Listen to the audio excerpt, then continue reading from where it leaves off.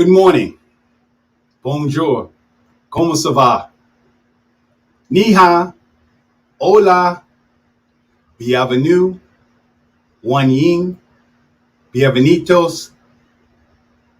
And welcome to another exciting episode of Gem Hunter Stories. My name is Barry B. Mixon, and I am a gemological storyteller. And each and every week, I have the distinct honor and pleasure of taking you on a journey to places you've never been before, to stories you've never heard before.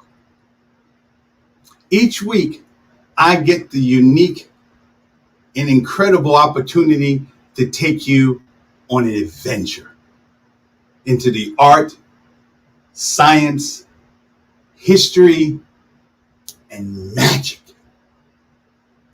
of gemstones, precious metals, and fine jewelry. It is my hope that somewhere in this, whether it be today, next week, or the week after, that you will hear a story that moves you, a story that inspires you, something that resonates in you. Each week, I hope that you will hear a sound that you can use as a template, as a bridge, as an inception point to help you begin the process of discovering the value of your own stories. This is a really exciting show for me today. This is extremely special, and I want to just give a couple of shout outs to people who are here today. First of all, I want to give a shout out to my favorite sister. Even though I only have one sister, she is my favorite sister. Her birthday was 3 days ago. Happy birthday, Jamel. I want to say a special shout out and ni hao to my incredible student Rosalind in Shanghai, China. Hey, Rosalind, how are you? Welcome.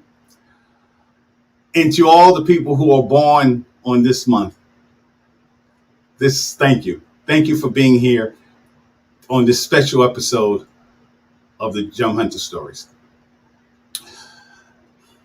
Each week, you hear me say to you, usually twice, in the beginning of the show and at the end of the show, I say to you that I hope that you take some time to discover the value of your own stories.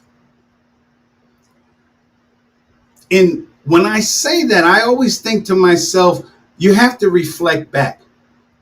And an interesting thing happened to me a couple of days ago. My niece, Imani, welcome Imani, from New York City, asked me an interesting question. She said, Uncle Barry, what was the worst part about being homeless? What do you remember the most? And it really didn't take me that long to come up with an answer, probably less than a minute. And I said, Imani, the worst part about being homeless was remembering all the things that I threw away.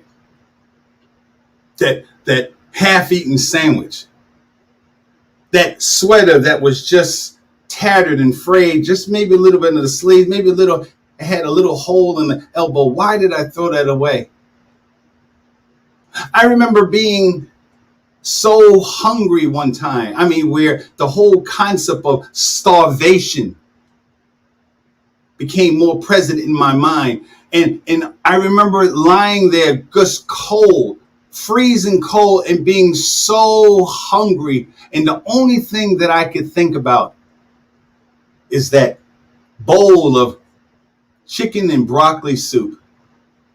I can remember looking at that, seeing that soup, even remembering the spoon that I left in the soup just for the server to take away. I remember thinking and being so angry, how could I throw away of a half-eaten, maybe even 3/4 full bowl of delicious, creamy chicken and broccoli soup? See, value has a different meaning for me. When people say the word value, most of the time they don't really know what they're saying. They don't understand the significance of and the meaning of the word value. Value, I read somewhere that value is like the buzzword of the 21st century. Everybody uses the word value, but very few people really truly understand what that means. Even and I don't really blame people, because even the basic definition of value, when you look it up, it's just kind of boring. I looked at my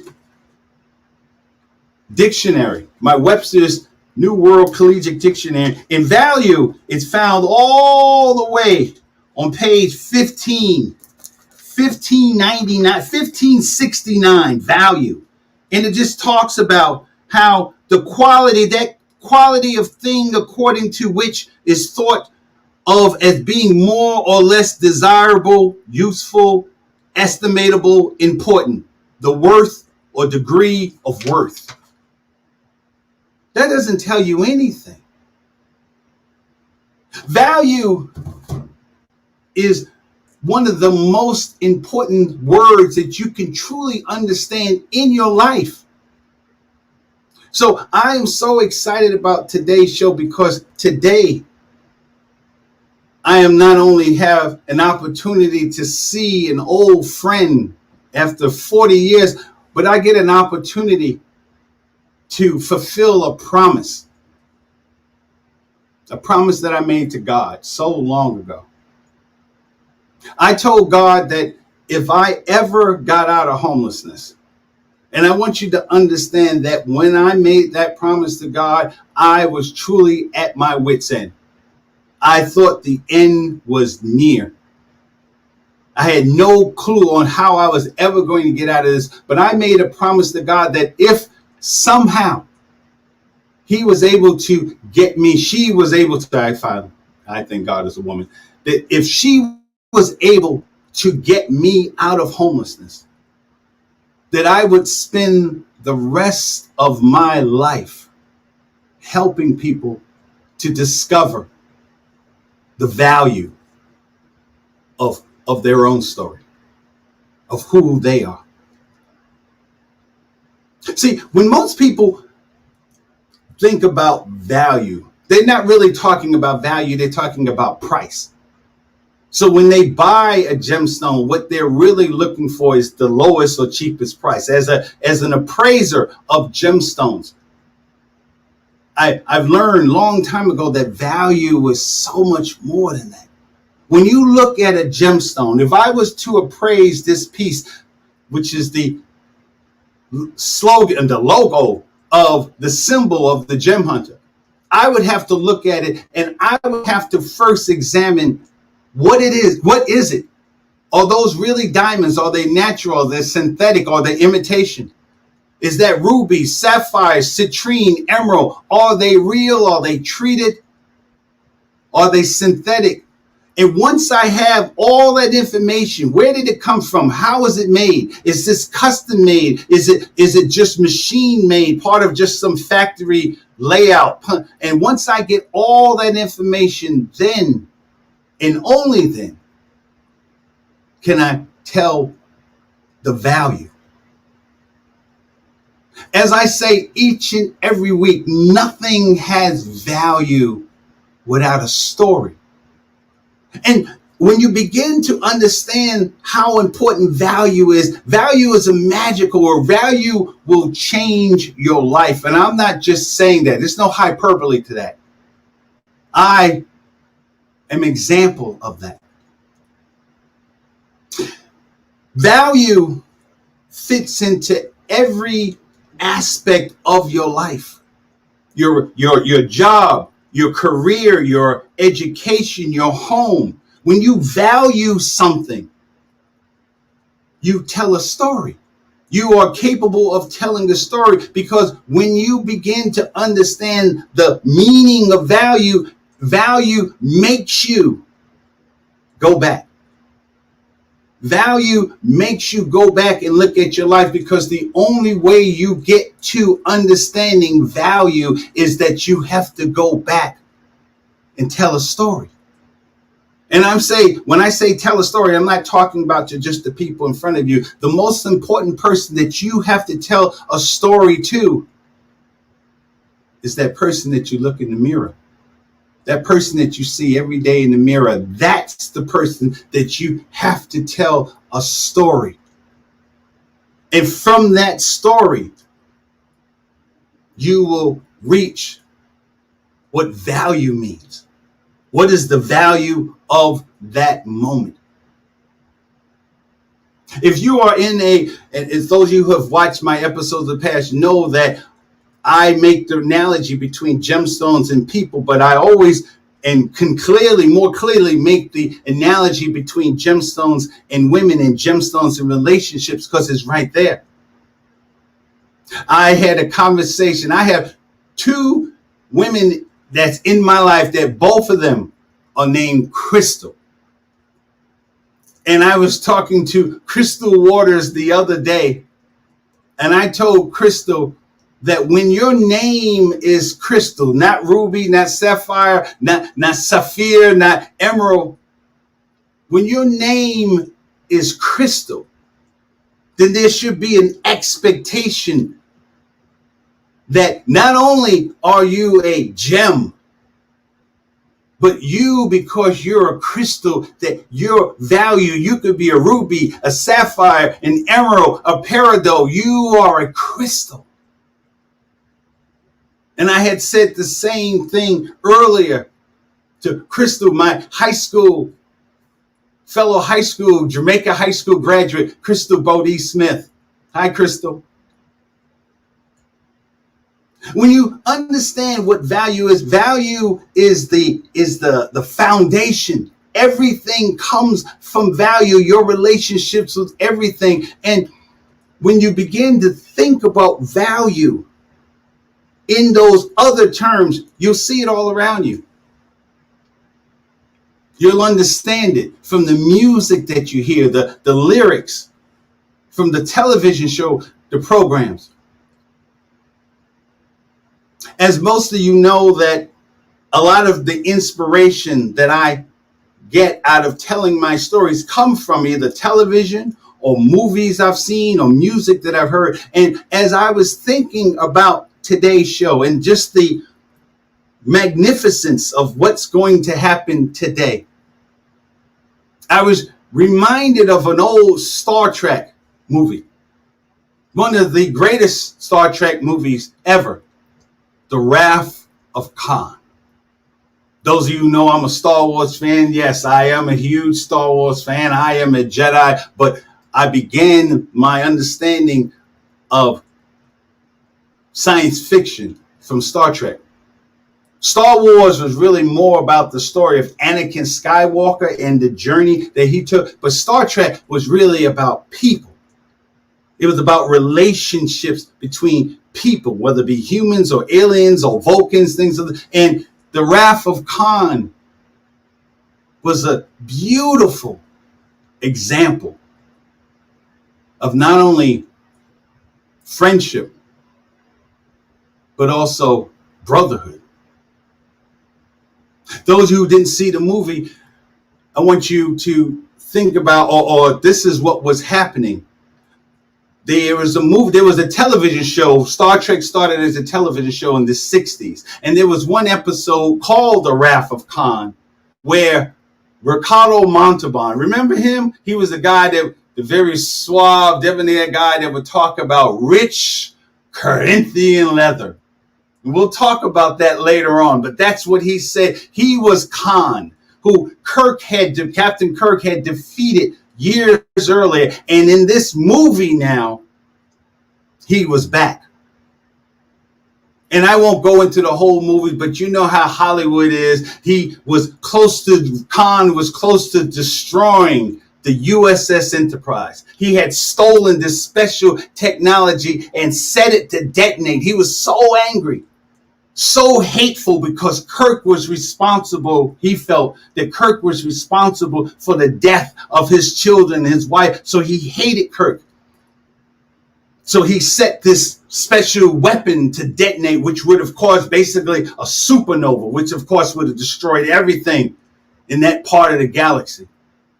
And Kirk, being Kirk, says, Scotty, I need power in 3 minutes or we're all dead. And Spock, who was sitting right there, just looked up and thought for a second in his logical way. And he just got up and went down to the engine room because he knew what he had to do. He went down to the engine room because he had to adjust the dilithium crystals. Again, crystals. That was the power of the ship. And he went into the room, and of course, Bones, the doctor, Dr. McCoy, tried to stop him. You can't go in there, Spock. And he tricked Bones to turn around, and he gave him the Vulcan mind meld. Remember, he went into this room that was highly radioactive. He knew he was going to die. But he had to do what he had to do.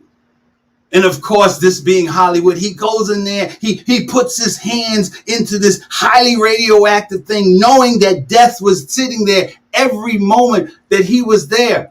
Scotty is like, Spock, Spock. And then he got the power back on. They radioed to the bridge. Captain, we got power. Sulu, go. And of course, he saves the USS Enterprise. And when Kirk, in his excitement about the fact that he was still alive, the fact that the ship, he had forgotten about Spock. And Bones comes and says, Captain, you need to come down here now. He realizes that his friend wasn't there.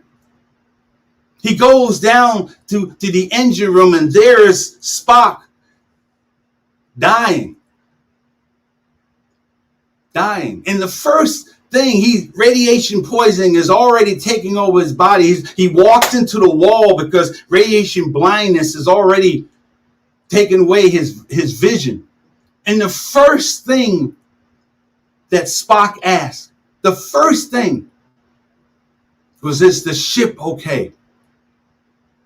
No concern about his own life, no concern about knowing that death is coming every second that he stands as his last. And he stands there looking at Kirk, or at least in the direction of Kirk, with this glass wall protecting, keeping all the radiation inside with him. He says the most beautiful thing that I have ever heard in regard to friendship. His last words before he knew he was dying was, I shall be, I have been, and I shall always be your friend. Think about that. That's what value looks like. He said that the needs of the many outweigh the few or the one. And the reason why, when you begin to understand value, you begin to look back over your life and see the story. And when I began to think about that movie, I thought how I know exactly what he feels like to be a part of something like that, because I was. I am a United States Marine. I know what it means to serve, to be a part of something that when something happens, when the sugar honey iced tea, because we have children on today, hits the fan, that because I am a part of this organization, not Starfleet, not some television thing, but this for 245 years, men like myself and my guests today raised our right hand and solemnly swore to protect and defend the Constitution of the United States from all enemies, foreign and domestic. As I began to look at my story, I looked at and I realized that I was a part of that. I got a chance. Some of you guys know that I have been fortunate enough to be asked to write a part in a book. Stories of unsung heroes of the brotherhood. Because those stories, it is the stories that create value. Nothing has value without a story. And as I wrote down the notes, my story in that book, which I am so proud to be a part of, and please purchase, because all the proceeds go to veterans who were not as fortunate as myself or my guest today, who have suffered, who have sacrificed to be a part of this, to make this country better. And the stories that are in this book, and I don't know any of the veterans in this book. I will meet them next week. They will, hopefully some of them will be, and the publisher will be on this show next week. So please be a part of that. But I began to realize and think and understand that I too understand what it means to be a part of a brotherhood. This book was responsible. The stories of this book was responsible for this moment right here. A year ago, I had literally tomorrow will be 1 year that I earned the title of Men of Excellence from the Chicago Defender, a newspaper, an African-American newspaper that has been around for 100 years, 115 years. I was a part of that this time last year. And it's because of this is how I made it to that point. When you began to look back at your stories, that is the only way you get to understand value. You get to understand the significance of your life. Not only where you are now, but how you're going to move forward. Value, the distance between where you are right now and where you want to be. That distance is called a story, and that is the only way you get to value. And the reason why that is so much, and today I'm going to prove to you why it's more than just words. In the backstage is a friend of mine, a brother. Don Allen and I literally went to the same high school together, Jamaica High School, a high school that sat on a hill, 16701 Gothic Drive in Jamaica, New York. I didn't know Don. I didn't know Don then. Don is a year older than I am, but yet we're both born in October. He's born October 2nd. I'm born October 8th. And somehow or other, the universe got both of us to join the United States Marine Corps at the same time. We served in the same platoon in boot camp. Platoon number 3070. That was our platoon. We spent 13 weeks together. 13 weeks together of Marine Corps boot camp in Parris Island, North Carolina. That's what we did. We got out of boot camp. We went back home. And then we came back, and together we served at Cherry Point, North Carolina. Cherry Point, North Carolina, MCAS Cherry Point Air Station. And because both of them, we even went to aviation operations schools together. Our first squadron together was VMA 231, the Black Ace of Spades Squadron. I'm sorry, I moved the wrong direction. The Black Ace of Spades, which was a Harrier squadron. That's the aircraft that can go up and down, VSTOL, stop and move like a helicopter, but yet it is an airplane. It is a jet. We served in that squadron together. And we grew up together.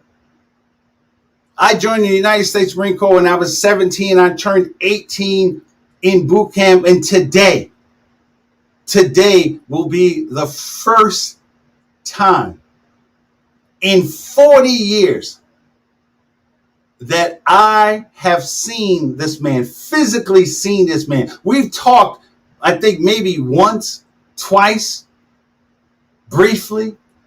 And it's the stories from the book that brought us together.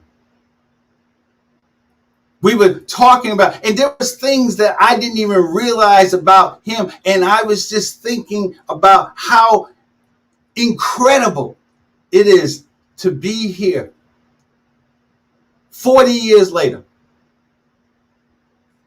And I'm about to meet my friend, my brother. Don saved my life one time, which is like wonderful. It's not like he should have done it 2 times. He saved my life. This is the man that I literally grew up with. We together formed a brotherhood, which is exactly what that book is talking about, the brotherhood. So please allow me, with no further ado, we're going to go to a commercial. And then something wonderful is going to happen. So I'll see you on the other side.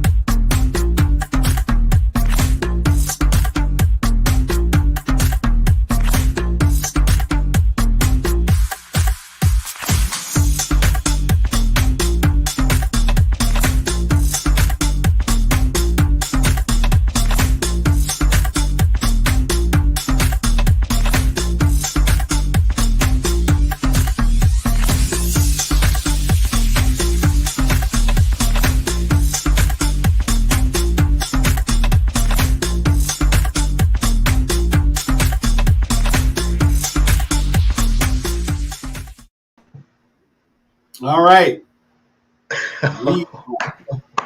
We are back. We are back. Hold on, let me tell you. We are back. So, ladies and gentlemen, allow me to introduce you to Staff Sergeant, United States Marine Corps Staff Sergeant Don Allen, my friend, my buddy. You know what, sir? He outranks me. I was a sergeant, so let me be correct. Morning, sir. It's another fine Marine Corps day. Hoorah! Hoorah! Hoorah, man. Amazing, man. First of all, thank you so much for inviting me to your show, man. You are just an amazing person, man. And I tell you, man, looking at you, man, now and from then, man, it's just such amazing. You have a wonderful story, and you're absolutely right. I couldn't have said it more eloquently than you said it. Everybody has a story. Everything have a story. Everything have value. And we just Wow. have to find out what that is. Sometimes it's seen, Exactly. sometimes it's not seen.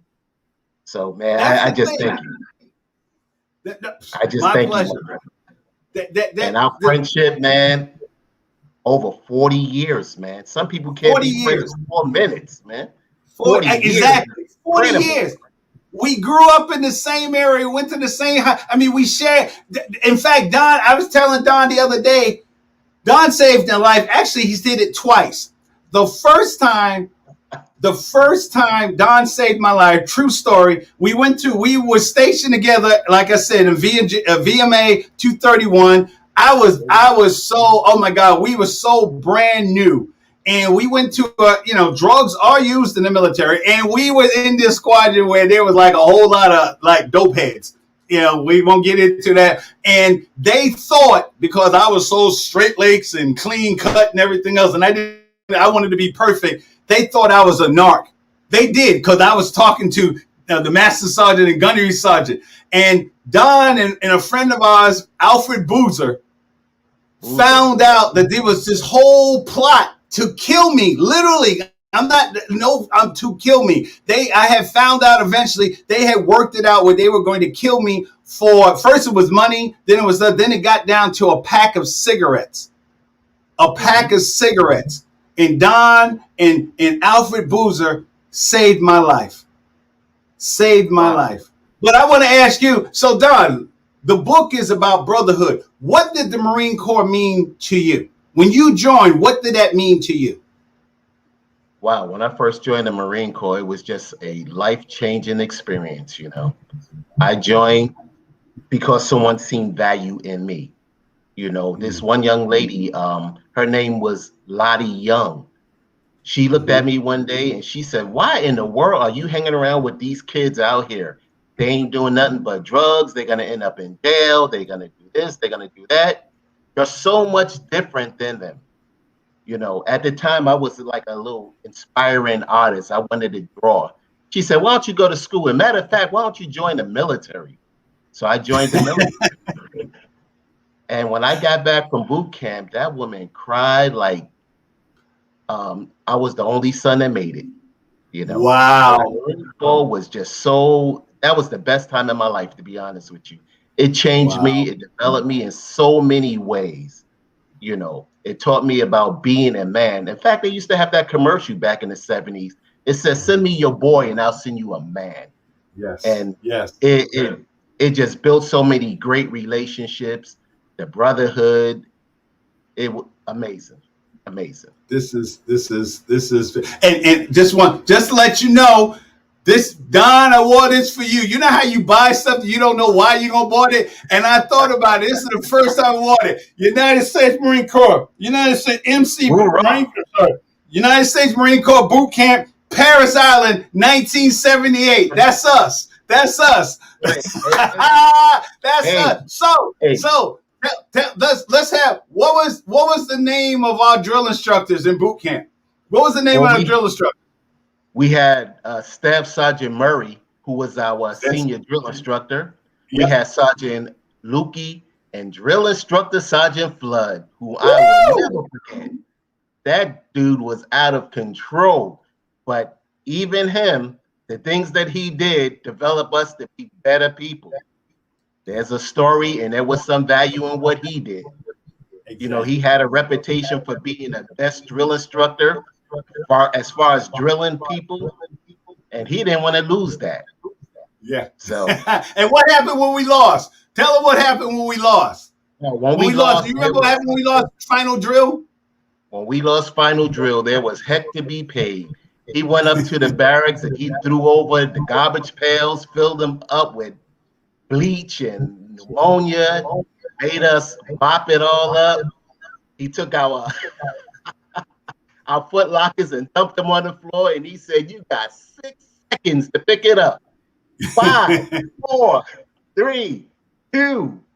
And I tell you, it was just so amazing, so funny. Yes. At the time. And these are the things. That's the thing about value. Sometimes that value makes you look back at your life. Value makes you understand that the hell that you were going through then. Because remember, Sergeant Flood poured Era detergent in my eyes on that day. He was mad because I had my Marine Corps tattoo on, the Marine Corps tattoo before it's the green, because it's part of green. I just realized, why is it looking like that? They thought it was green, but I had my Marine Corps tattoo before I joined boot camp. Remember how he hated me for that? And he said, literally, he poured Air detergent in my eyes, and I'm standing there shaking, like both eyes. And he's like, "Oh, Miss Mixon, oh, he hurt. Oh, he beep, beep, beep, beep, hurt." Because, there's children on the show. Oh, he hurt. And we went through that together. We went through that together. So I'm going to put you on the spot right now, because I told you. What the time that you and I spent together, what was the best memory? What do you remember the most from the time that we spent together? Boot camp, first time in Marine Corps duty station, everything. What do you remember the most? Because there's one thing that I remember about you that I will never forget. Go. I want to hear your side. I remember when we were in the Marine Corps down at Cherry Point. We were all gun-ho and everything like that. And one day, Mixon got up and said, "Hey, let's go to the PX and salute some officers."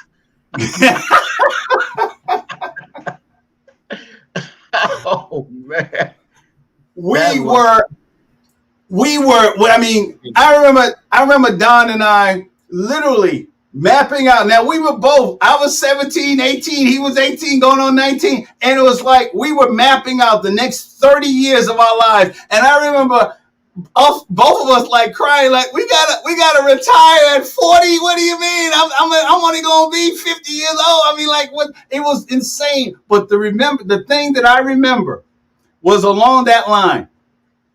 Don and I had just gotten to Cherry Point. We had just gotten to Cherry Point. We were at gung ho. For those of you who don't know, gung ho means that you're like absolutely motivated, like you're eat, sleeping, and breathing the Marine Corps. And that's what we did. And we were walking down the main drag where all the cars had to walk past. And when you hear in the Marine Corps and all the services, you have reveille, and then waking up, and then you have taps. And they always give you this little warning signal to let you know that it's coming, because you're supposed to stop and salute. Yes. Don and I were such Marines. We still had Marine Corps boot camp mentality. I mean, the way we moved was always exact movement. And we was walking down the drag. Remember that? We was in Dress Charlies, right? We was walking in cadence. What? Without even saying it. And then for some reason, we was walking down. You heard da-da-da-da-da-da. And then we stopped. The flag was to our left. We stopped.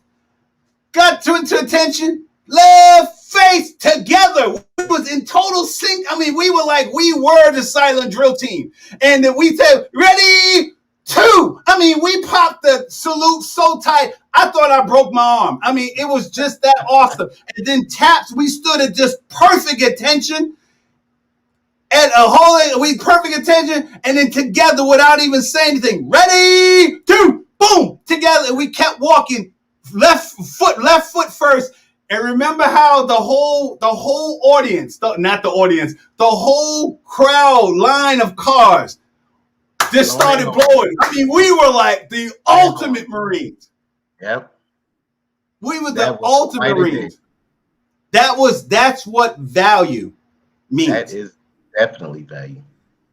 And you can hear the still excitement. I'm 60 years old. I'm 60-year-old. Don is 60. Well, you'll be, 62 this year, right? 61, 60 years old, and still look at the excitement in our voices. That's something that happened over 40 years ago. We are who we are today because of the experience. We grew up in boot camp. In my book, in the story I wrote, the best part that I wrote in that story was when I said that the Marine Corps was the mother that I had, that I knew, and the father that I longed for.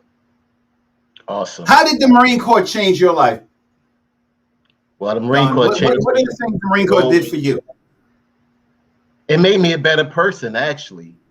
You know, one of the things that the Marine Corps taught was to have pride in yourself.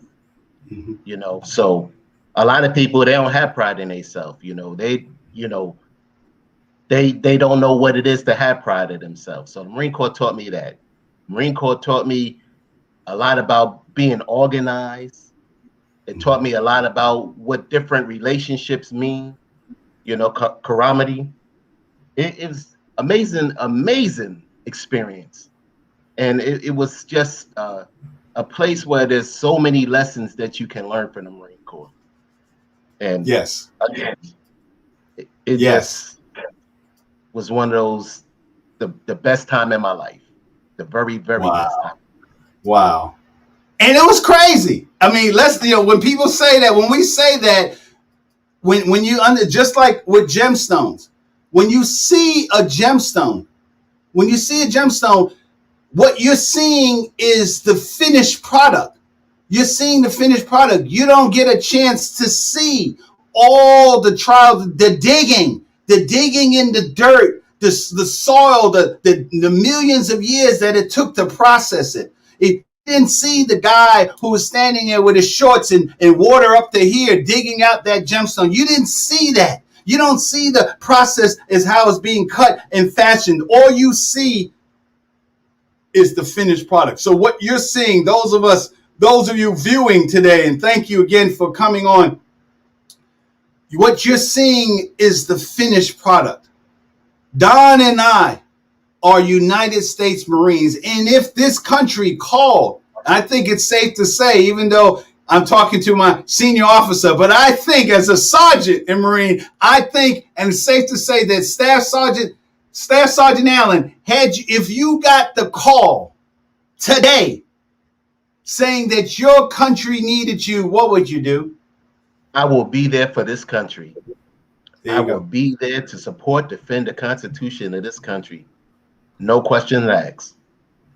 And the thing about it is, this is, even though we're talking about the Marine Corps, but no disrespect to Army, no disrespect to Navy, Air Force, Coast Guard, because we all raised our right hand That's what we did. and solemnly swore. That's what Yes. when you say the unsung heroes of the brotherhood, that's what that means. That's what value is. When you be able to look back at your life and realize the things that you have learned. Don and I, even though we didn't know a pandemic was coming, but how many classes did we take, Don, together? And even when we went our own stuff, how many days, how many weeks did we take training? Remember the gas chamber? Gas Tell chamber. the audience about your experience with the gas chamber in Oh. Paris Island. Oh man, when we first went in the gas chamber, you know, they get you in there with your mask on first. Then you got to take that thing off, do jumping jacks and all this other great old stuff. And sing remember how Flood would have us sing the Marine Corps hymn? Yep. And he How had far his did on. you get? How far did you get? Well, you know what happens in the gas chamber, you know, all that snot and your eyes are burning and you know your body's burning, the perspiration on your body. It was something. But again, exactly.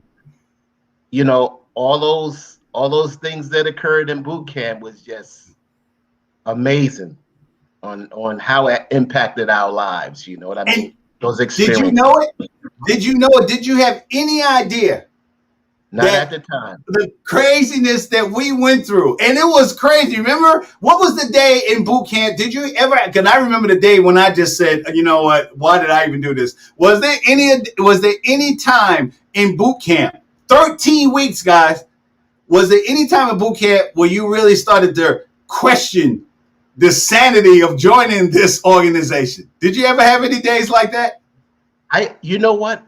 I have to say no. And the reason why I have to say no is because in the whole scheme of things, I knew that there was an end game in this. Okay. I knew that there was an end game. You know, I just think that the military is structured for people to actually get through it. You know what I mean? But we go through trials and tribulations, and people levels of the trials and tribulations are different. So some people can take it, some people can't right away. And that's why you have some people that dropped out of boot camp, ran away from boot camp, or whatever the case may be. But there was some trying times, no question about it. There was times that, you do think about it and say, man, what am I doing? But hey, the end game is who we are today. Yeah. And the lessons that we learn from that, the experiences, the values that it put into our lives. Mm-hmm. So I'm just, like I said, I salute the Marine Corps. I salute all the branches of service, but particularly I was a Marine. You were a Marine. I salute the Marines because the Marines just have done so much for me in my development as a person, as a man, as a human being, and in every aspect of my life. It was just so important. And it's an important part of my life. But It's still, how do you feel when you see the commercials? When you see the commercials, and I tell people all the time, when I see the commercials, and they're always these powerful, to me, the Marine Corps was the closest thing to being like a Jedi Knight. When they do the commercials and you hear this rich baritone voice, only you can be one of us. I mean, it just, you almost hear like it. Darth Vader. Yeah, you hear it. You know that you're a part of something special. And those of you, the viewers who know me, know that I have friends that still say, you still walk like a Marine. You still act, because it is beyond. We just didn't join. It wasn't something yes, we all signed our names, but it was just like I talk about with gemstones. This is where, when last week I was talking about the difference between allochromatic gemstones, meaning gemstones where they have the structure and something comes in it to create the color, and then you have idiochromatic. Well, the Marine Corps is more like allochromatic. It took our basic structure. Look at the pictures, and thank you. The pictures that I put on Facebook came from Don. During my travels and stuff, I lost a lot of stuff. So thank you for those. Look how skinny I was. Oh my God, I was bones. I was bones and stuff, and I'm looking at myself like, what happened? we both had hair. We had hair back in the day, and we didn't have any gray either. Yeah, hello. Well, this is, I dyed mine. I don't know about you. No, mine's I wish that was true for me. Yeah, right. But this is what it is, and to get to the point in your life where you can be reunited with someone that you grew up with. Don was with me during, my dark days. The second time Don saved my life was, we were laughing. We was in boot camp. Not boot camp. We was in the fleet. We was at Cherry Point. Me, Don, Boozer, and I think there was somebody else, and we was laughing at old Richard Pryor tape. Richard Pryor was huge. And we were redoing one of Richard Pryor's skits, and I love Richard Pryor. I was laughing so hard that I went back, bumped my head on the night table, and it wasn't a whole lit room. Where Don was lit. I was still in the shadows. And you know how you hurt yourself and you kind of like roll to dissipate the pain? Well, I was rolling back and forth on the bed, and eventually I just stopped and I looked at the bed and the mattress, and there was this dark streak, and I didn't know what it was. And I told Boozer, I said, Boozer, turn on the light. And Boozer turned on the light, and there was just this bright red blood just up and down everywhere I rolled, all in my hand. And Don and Boozer got up, and Boozer was huge. Boozer was like, he was the sweetest guy in the world, but Boozer looked like he would just rip your arm off. He looked like a Wookiee. He was just like, roar. So Boozer went downstairs and said, where's the duty officer who takes care of the emergency? And everybody was like, yeah, right, whatever. And Boozer said, I need the duty officer. And all he said, I need your duty officer. And everybody was like, ah, and they jumped and stuff. Don got me to the hospital, and I had, 6-8 stitches in my head, and I still got them there. So, but Don, I want you to have the last word, because I want people to know, what does value mean to you, Don? What does value mean to you? Well, I just want to first start off by saying everybody, everything has a story. Everybody, everything has value. And I just think that value is just the most important thing that we can hold on to these days, you know. And again, as you said in the beginning of your show, it's not just what something costs in cents, but you do pay a cost for value. And the cost that you pay comes from the stories that you tell. Mm. From the stories that you tell. Thank you, brother. Thank you so much again. I'm sorry. I'm sorry. I was almost out of uniform. Semper Fi. Thank you so much, ladies and gentlemen and friends of the Gem Hunter Stories. Thank you so much. Next week we will have some of the authors of this amazing book and the publisher. So until then, my name is Barry Mixon. I am a gemological storyteller, and as I always say, take a moment in your day, in your life, to discover the value of your own stories. Barry, Au revoir. again, I want to Semper thank Fi, you. Don. Simplify. Bye-bye. Thank you again. Bye-bye. Peace and blessings.